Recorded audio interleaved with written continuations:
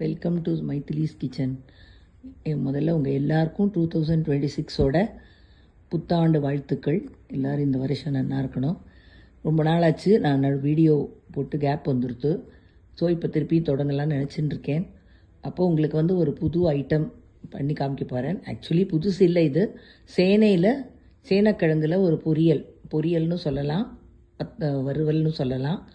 அந்த மாதிரி ஒன்று பண்ணி காமிக்க போகிறேன். நான் பண்ணலை, எங்கள் ஒரு கெஸ்ட்டு பண்ணுறா. அது எப்படி இருக்குன்னு பாருங்க. பார்த்துட்டு உங்களுக்கு பிடிச்சதுன்னா லைக் பண்ணுங்க, சப்ஸ்கிரைப் பண்ணுங்க. இந்த மாதிரி வீடியோவை இந்த மாதிரி சேனையை இப்படி ஸ்கொயராக கட் பண்ணிக்கணும். எவ்வளோ அழகாக கட் பண்ணியிருக்காங்க பாருங்கள்.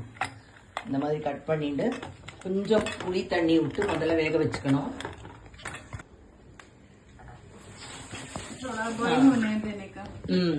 இப்போ பாயில் ஆயின்னு இருக்கு. கொஞ்சோண்டு நமக்கு போட்டு இதை கொஞ்சம் வேக வச்சுக்கணும். இது பாயில் ஆனதுக்கு அப்புறம் நான் உங்களுக்கு இப்போ இது உப்பு போட்டு வேக வச்சாச்சு. ஆதா பாயில் ஆயிடுத்து.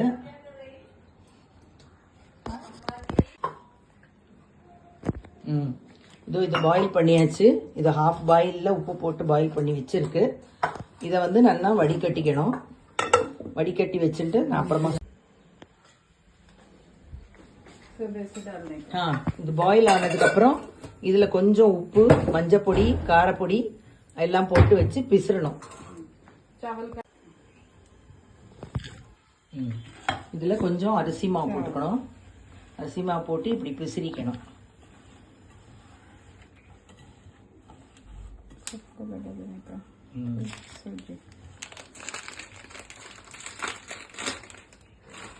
இதுக்கு மேல கொஞ்சம் ரவை போடணும். ரவையை போட்டு பிசிறிக்கணும்.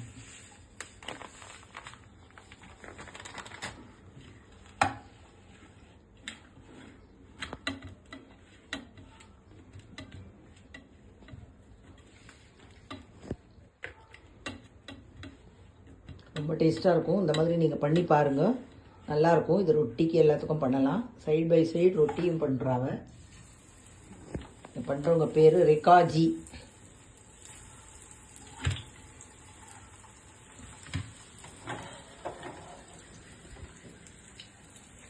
இதை கொஞ்சம் எண்ணெய் விட்டுட்டு தவாவில் தோசைக்கல்லில் கொஞ்சம் எண்ணெய் விட்டுக்கணும். விட்டுட்டு ஜாஸ்தி எண்ணெய் வேண்டாம்.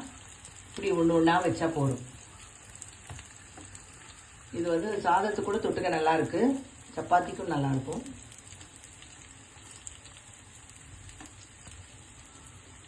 இந்த ரவை, அரிசி மாவு எல்லாம் அதில் நல்லா ஒட்டிட்டு நல்லா ஃப்ரை ஆகிடும்.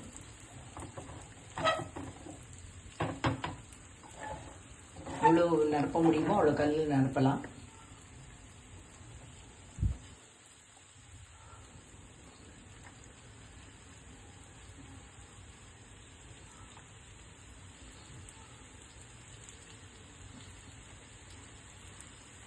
இது ஒரு செட்டு இப்போ போட்டிருக்கா. இதை நல்லா திருப்பி போட்டுட்டு ஃப்ரை ஆகிட்டு அதுக்கப்புறம் இன்னொரு செட்டு போடணும்.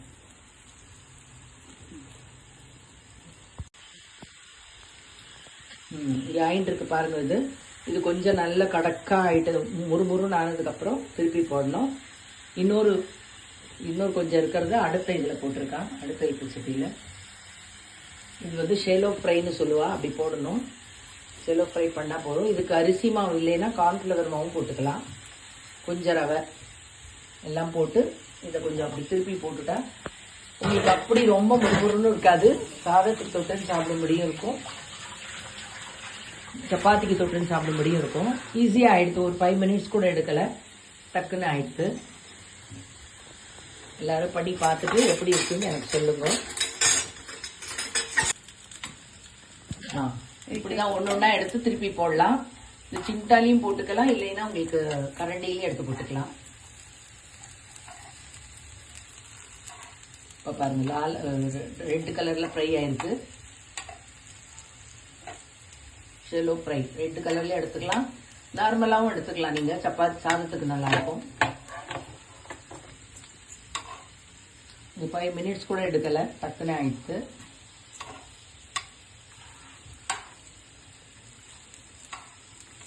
இது ஆக்சுவலி சப்பாத்திக்கு தான் தொட்டுக்க போகிறோம்.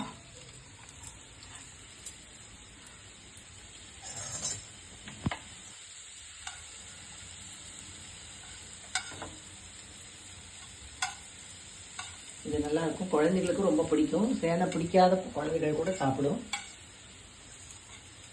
எல்லாம் பண்ணி பார்த்துட்டு எனக்கு சொல்லுங்கள். இப்போ பாருங்க, இதெல்லாம் ஃப்ரை ஆயாச்சு. கரகரப்பாக இருக்குது, ரொம்ப டேஸ்ட்டாக இருக்குது.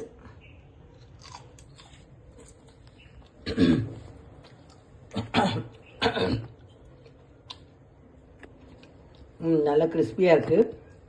உங்களுக்கு கிறிஸ்பியாக வேண்டாம்னா கொஞ்சம் முன்னாடி எடுத்துக்கலாம், கிறிஸ்பியாக வேணும்னா இன்னும் கொஞ்சம் வச்சு எடுத்துக்கலாம்.